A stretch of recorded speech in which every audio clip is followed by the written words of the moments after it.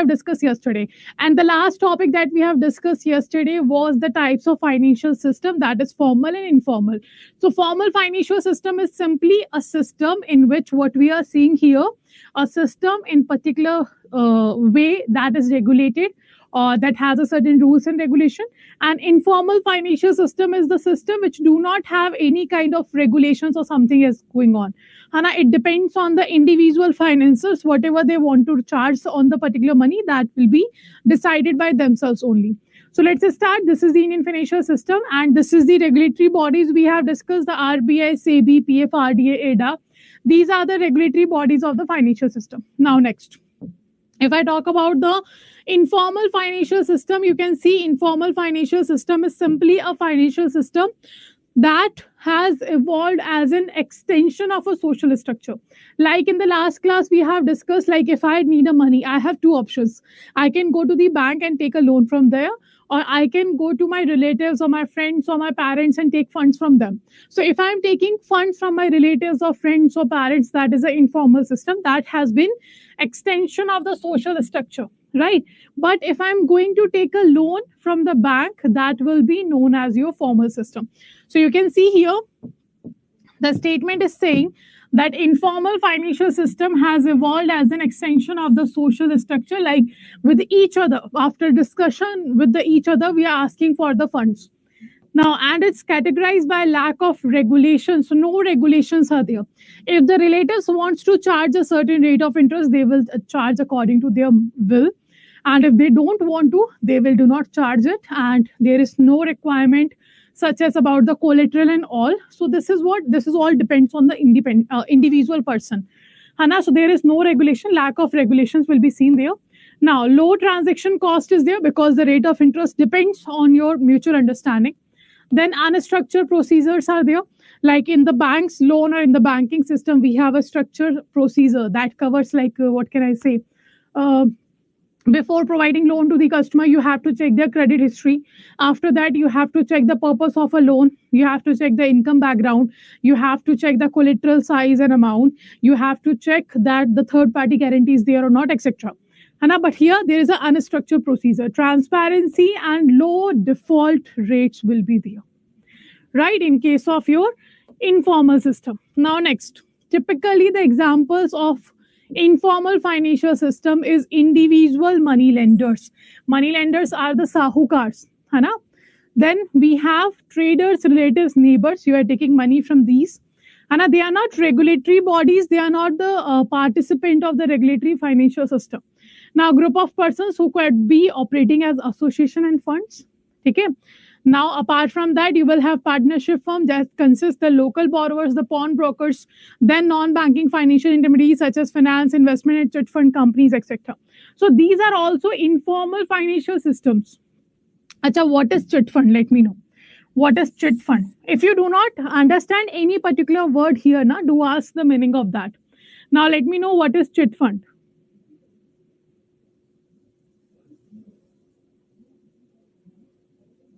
What is chit fund?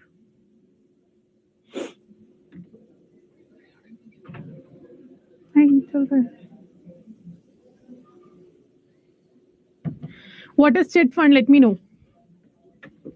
So if we talk about chit fund, it is not it is a part of your state regulations.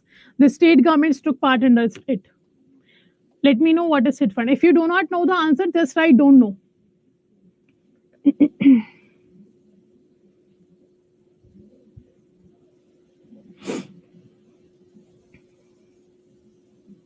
Okay, Dhiren sir has given a very funny definition of chit fund, that is 21 din mein paisa double. That's true. So kind of a schemes that tells you a very attractive investment schemes. Like now, whatever money you have, it will be double in 15 days. It will be double in 20 days or whatever. If you have seen the movie for Hera Fairy, that has been shown in that particular movie. Like your money will be double within 20 days, within 15 days, within 1 month, whatever. So these are the chit funds. Like attractive investment options they have given us. They are going to give us.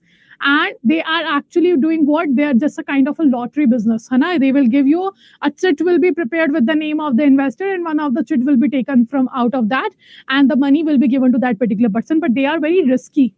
They are what? They are very risky because no such regulator is there who is regulating this particular business. So that's what we're talking about. Chit fund is also a part of informal financial system. Right. So, although informal and unregulated, this section of financial system has its own importance, especially in early days and in rural and lesser developed geographies. Now, why they have a very importance there? The reason behind it, banks do not want to or not wanted to give loan to the agriculturalist, or let's say, for example, the persons who belongs to the weaker section, the disadvantaged society, the vulnerable society of a country, because bank has a certain procedure. Banks are not allowed to give loan to anybody. Now they are giving loan to every person because the government is involved there. Government is going to take, or government already taken a certain kind of guarantee on behalf of the weaker section, like under the PSL, like under the Mudra Yojana, under the KCC, under your other different social welfare schemes that's helping the people to grow. So that's what we're talking about here. Like now the government has the involvement to make sure that each and every sector of the society, each and every section of the society are growing. And for that, government has introduced social welfare scheme. All the schemes will go through the bank. But now earlier that not used to be there. People were not aware about the services, schemes, banks and all. So there was a very less financial awareness. But now the people are aware. So these schemes are working right now. But they were not available at the earlies of our economy. That's why these money lenders, these individual relatives, the traders, the partnership firm that covers the local broker and all these used to be very important for them, because everybody need a capital and they were not able to trust on the banks. They were not able to participate in any kind of financial system because they were not aware about it. So that's why we are saying that these particular system used to have a very important or very much importance in the Indian economy. Now, the second one, we have a formal financial system. Achha, if I talk about formal financial system, who regulates the formal financial system? Let me know. The name of the regulators. Those who are watching us on YouTube, also let me know.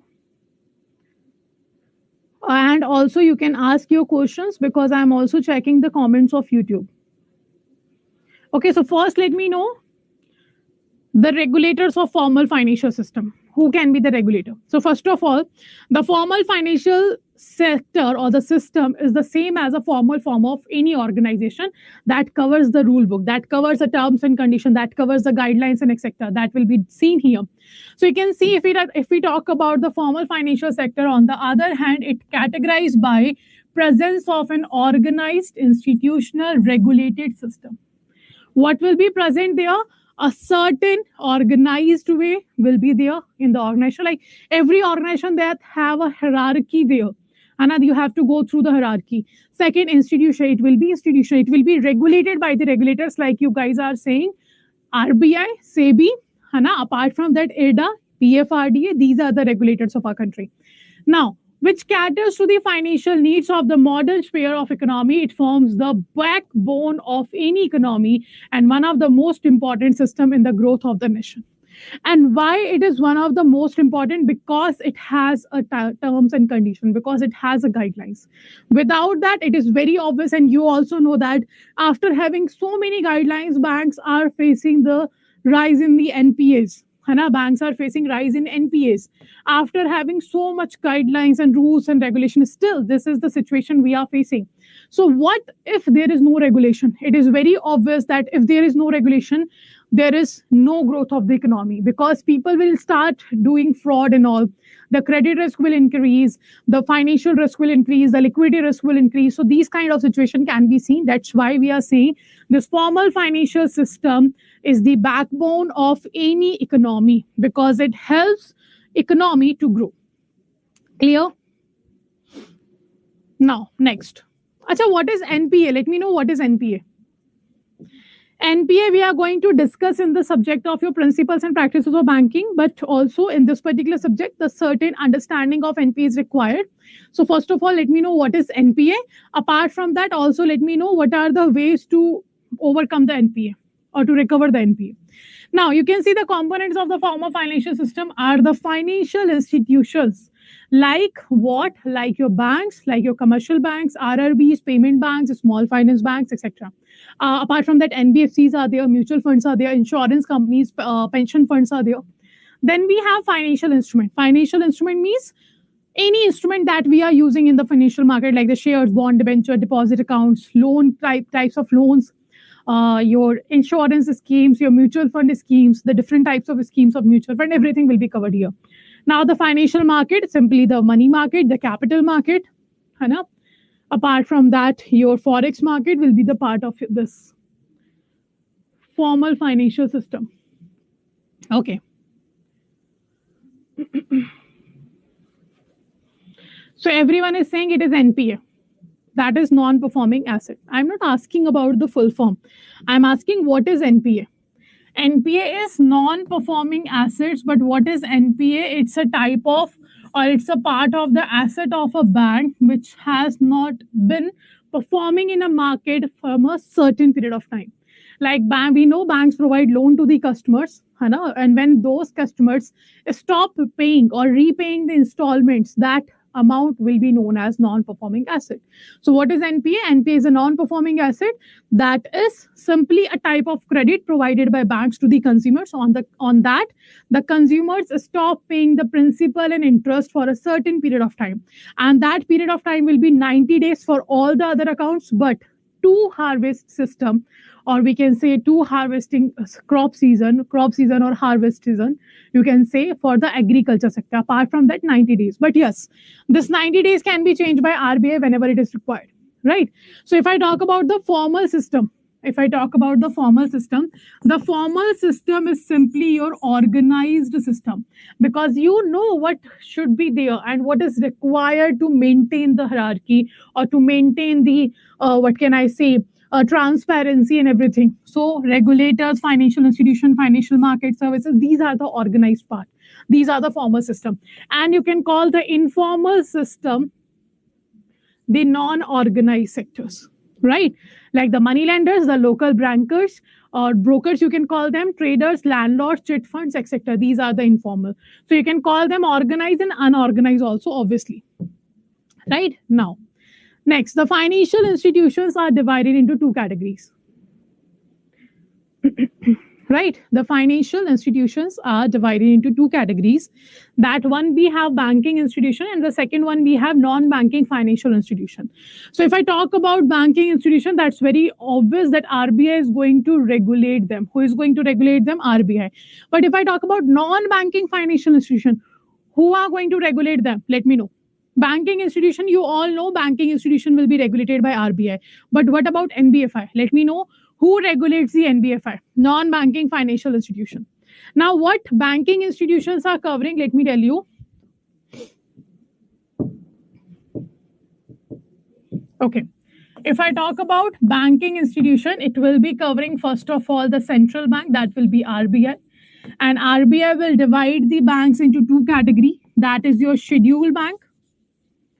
And the second one will be your non-scheduled bank, that we have discussed yesterday also, scheduled and non-scheduled bank. Clear?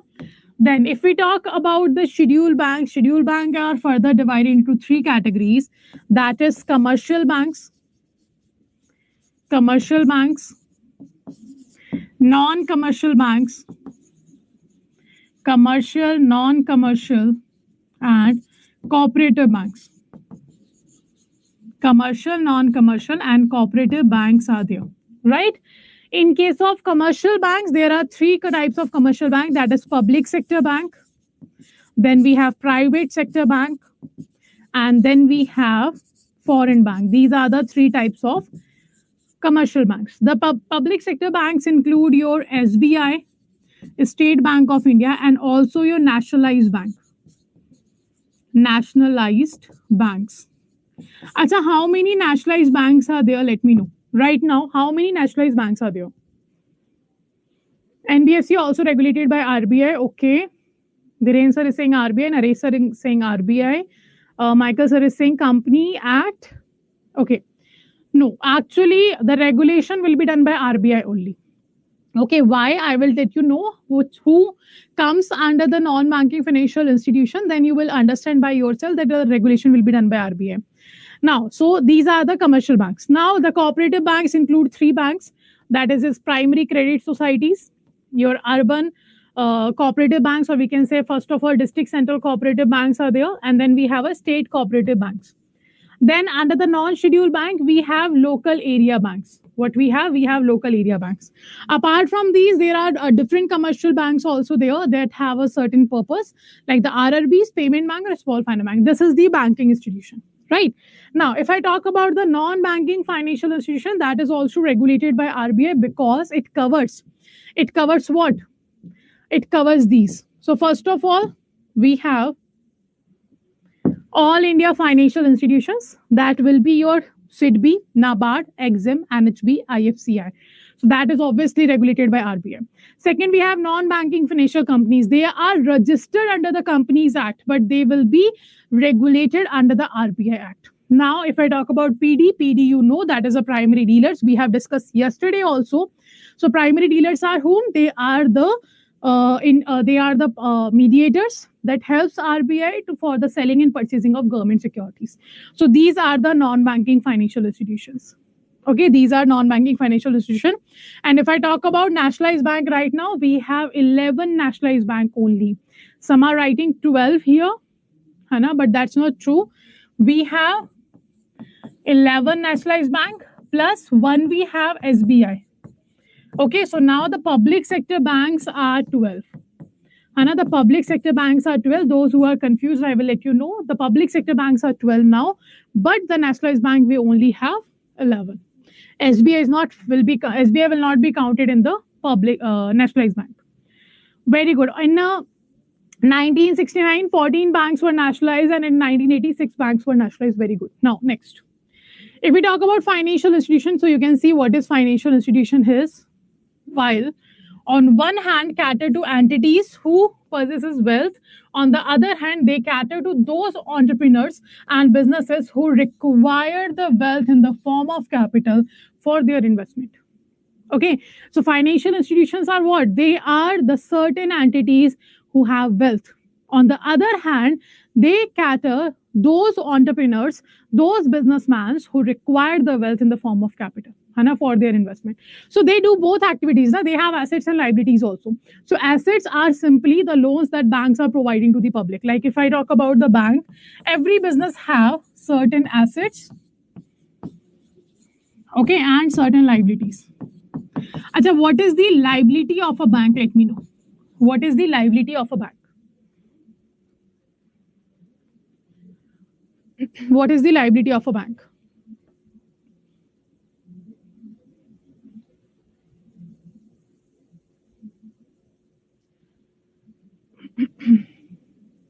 Okay. Yes, that is liability which they have to pay back. And these liabilities are deposits. And deposits are of two types. That is demand deposit.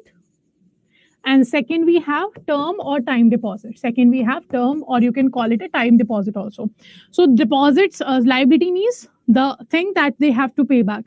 And that's the public's deposits. And deposit is divided into two categories: demand and term on time. So demand liability covers what? Current account, savings account. And time covers your recurring account and fixed account. Right? That is CASA and RAFA. Now, what about assets? What are the assets of a bank? What are the assets of a bank? See, demand deposit covers your CASA, that is current account, savings account. And term or time deposit covers your RAFA, that is recurring account and fixed account. And loan is asset, yes. Loan and advances. That is your asset of a bank. And they are also divided into two categories, that is standard asset and non-performing asset. Standard assets are further divided into two categories, and your non-performing assets divided into three categories, right? So if I talk about here that asset and liability, two things are there. So that's what we are saying, that financial institutions are those kind of institutions that cater the entities who possesses the wealth. Hana, they are the persons, so they are the entities who gives liability to the bank. And on the other hand, it also cater to those entrepreneurs or businessmen who required fund to whom bank is providing loan or advances. That is the asset of a bank. This is financial institution. Okay. Now next, what are the examples of financial institution? Now you guys let me know what are the examples of financial institution. We have discussed so many times. Let me know what are the examples of financial institutions.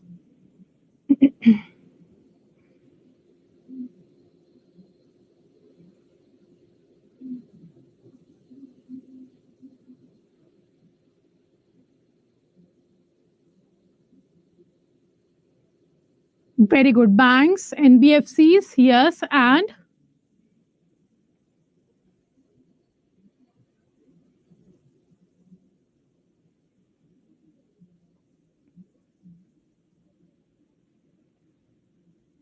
you can say mutual funds, insurance companies, insurance brokers.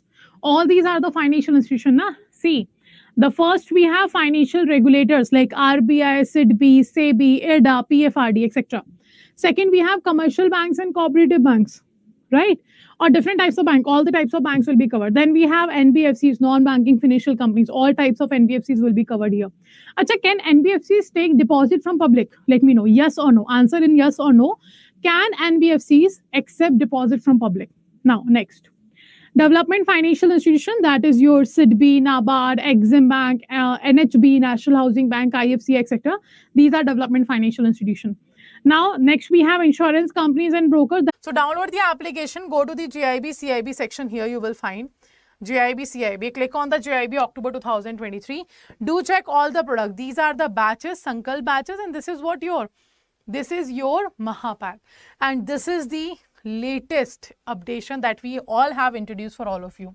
Now, what is this Mahapack have? First of all, any product you want to enroll, do check the offering first. So these are the offering: live class, test series, ebooks, video courses, mini marathon, Maha marathon, everything is there. Okay. So after this, if you want to check what kind of test series, you can click on the test series. All the test series will be available for the JAIIB. It is showing CIB right now, but the JAIIB will be covered here. Like you can say AFM is there, retail banking is there. You can see IFS is there, retail banking is there, PPB is there, and the JAIIB Prime Test Series is also there because the topic wise as well as full length mock test is there. So full length will be available in the JAIIB Prime and the topic wise is the subject wise. Similarly, you can check the ebooks here, what ebooks will be included. After checking all this thing, then decide the validity, and this is the new thing. The 3-month validity, 12-month validity and 6-month validity has been introduced.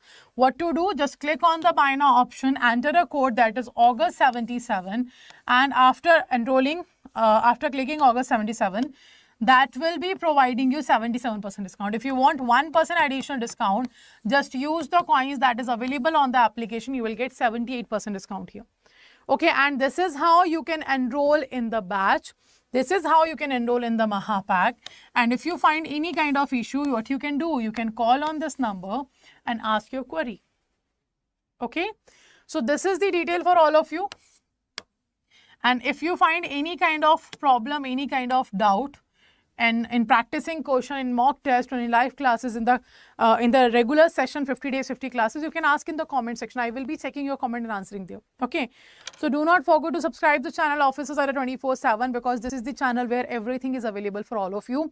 Regarding classes, conceptual classes, practice classes, everything is available on the channel. So do not forget to subscribe this channel. Also, do not forget to share the session on the Telegram channel, WhatsApp group, Facebook group. Do not forget to join the session 7:30 for IFS in the morning. Similarly, in the morning, PPB at 7 AM. Okay. So let's end the session here. Thank you all for joining the session and have a very good day. Take care all.